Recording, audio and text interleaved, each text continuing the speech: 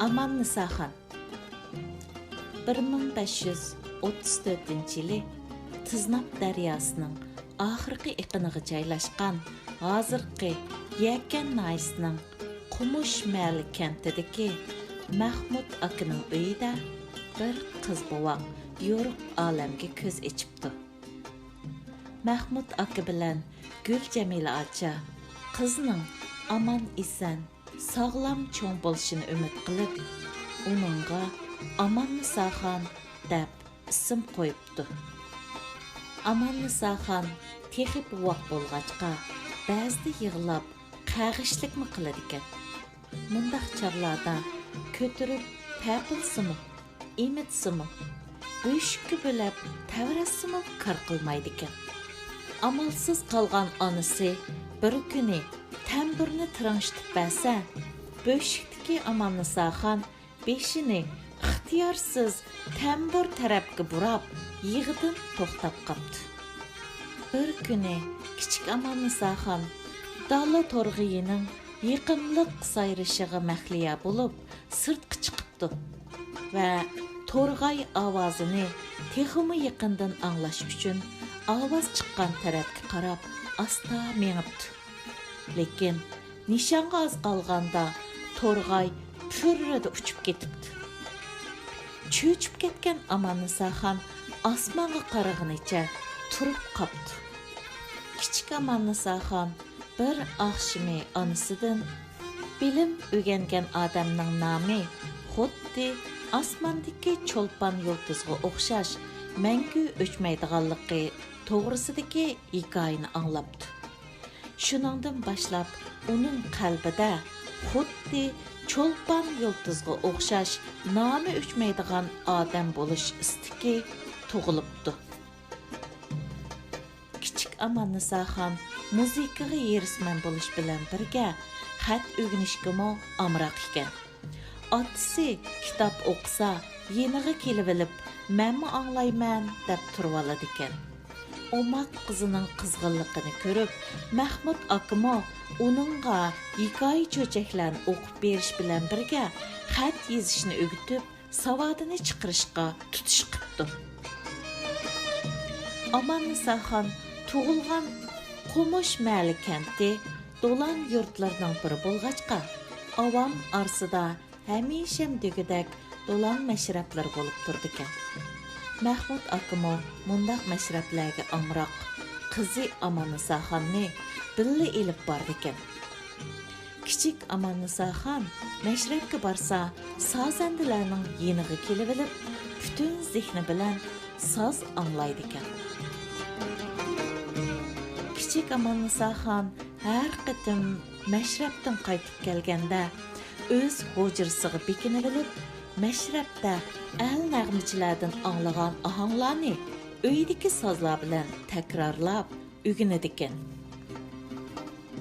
Ota-onasini ustoz tutib, uyida savodini chiqarib olgan kichik Aman Nisaxon muzikaga amroq bo'lish bilan birga kitob o'qishga shundoq amroq ekanki, kech-kunduz qo'lidan kitob tushirmaydi ekan. Hatto qo'y baqqil chiqqan chog'lardami kitobni billa ilib chiqib, yayloqda o'ltirib kitob o'qiydi ekan. Yeshining cho'ng'ishiga agishib, Aman Nisaxon muzika va qalam ishlarida tang yetilishga boshlabdi.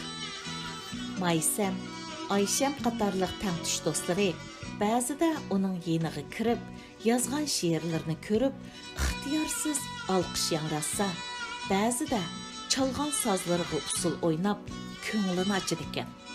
10 kulkining biri yig'a degandek, Aman Nisaxon do'stlari bilan xo'shal-xo'ram o'ynab yurgan kunlarning birida onasi Gul Jamila acha tuyuqsiz qazo qildi.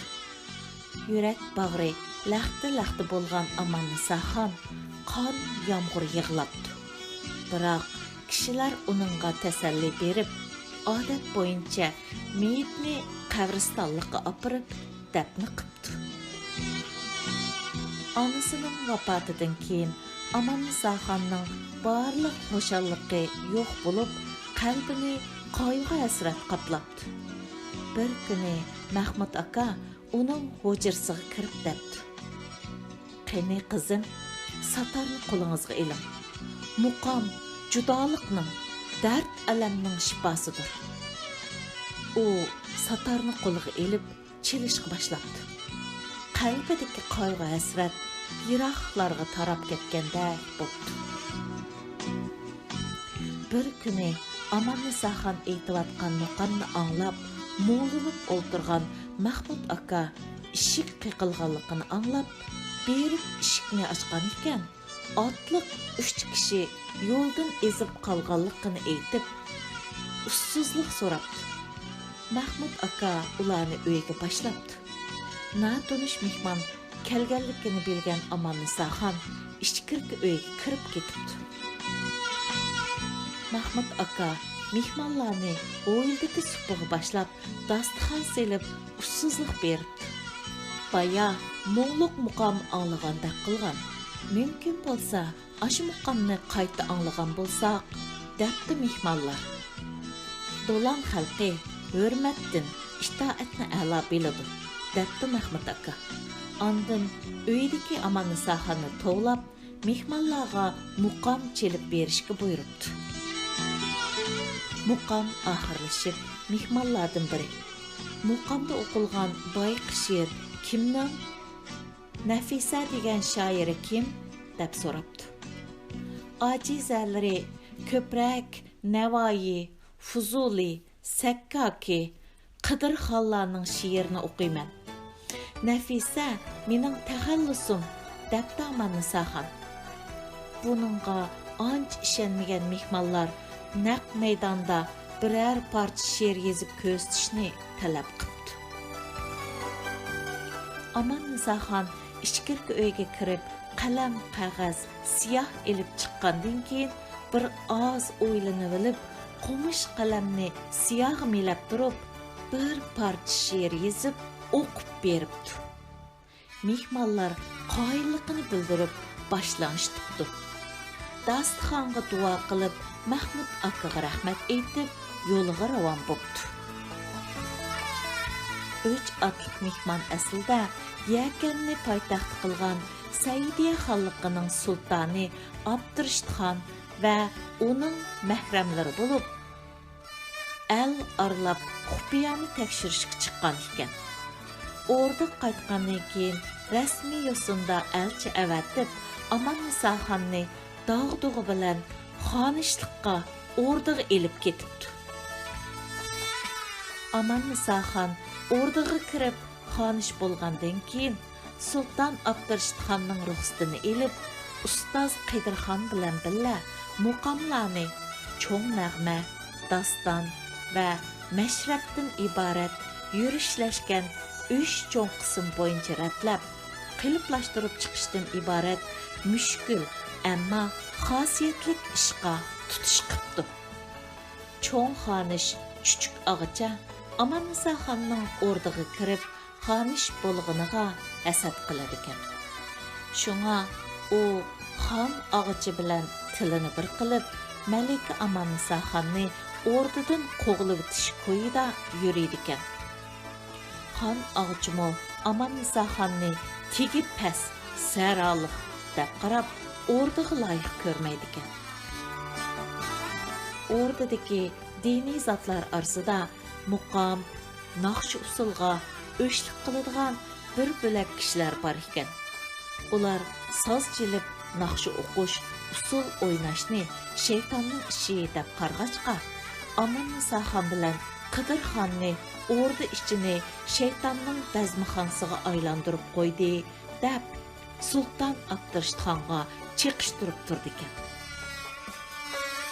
Sultan Abdurishidxon adolatlik, ma'rifatparvar shoh bo'lg'achqa, fitna fasodchilar bilan hasadxo'r xonishning yolg'on yovdoq gap so'zlarga aslo ishonmaydi ekan. Aksicha, Qidirxon ustoz bilan Malika Amannisaxonni o'z panoyiga elib, ularning muqomlarni ratlab, qiliplashtirishdan iborat ahamiyatlik ishini qo'llaydi ekan. Sultan Abdurishidxonning bosh pano bo'lib, sharoit yaratib berish orqasida muqamshunos Qidirxon bilan Xonish Amanniso xon muqamlarni ratlab, birlikka keltirish ishini o'ngishli tamomlabdi. Andın yurtlardan ügenci şagirdlarni qabul qilib, ratlab, qiliblaştırılgan muqamlarni Qidirxon ustoz bilan billa o'gitibdi. Xonish Amanniso xon Qidirxon ustoz bilan birga el ichidagi tarqoq muqam muzikalarni yig'ib, ratlab, umum yuzlik yurishlashtıribdi. O'zimi ishrat angiz, xo'shallik qo'zg'ug'uchi nomliq bir muqam ijod qilib, uni o'zining divan nafisi va qalblar suhbati, go'zal axloq qatorliq ilmiy asarlar bilan birga Sultan Abdurashidxonga taqdim qildi. Ig'ir oyoq bo'lib, oy kuni yiqilib qolgan Xonish Amanniso xon Haydar bog'dagi ravoqda muqam o'ginayotgan shogirdlarni yo'qlab kelgan ekan. Kutilmaganda qo'rsq og'rib, qattiq to'lg'oq tutibdi.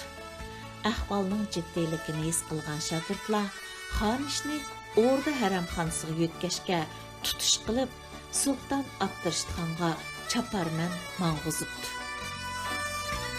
El avam ishi bilan sirtqa chiqib ketgan Sultan Abdurashidxon kecha-kunduz yo'l yurib qaytib ketdi. Biroq shu qitimqi qiyin tug'utda Xonish Amanniso xon 33 yoshida bu dunyo bilan mangulik xo'shlashibdi. Qattiq qayg'urgan Sultan Abdurashidxon Xonish Amanniso xonga atab mahbar yostib, uni dog'dug'ilib dafn qildi.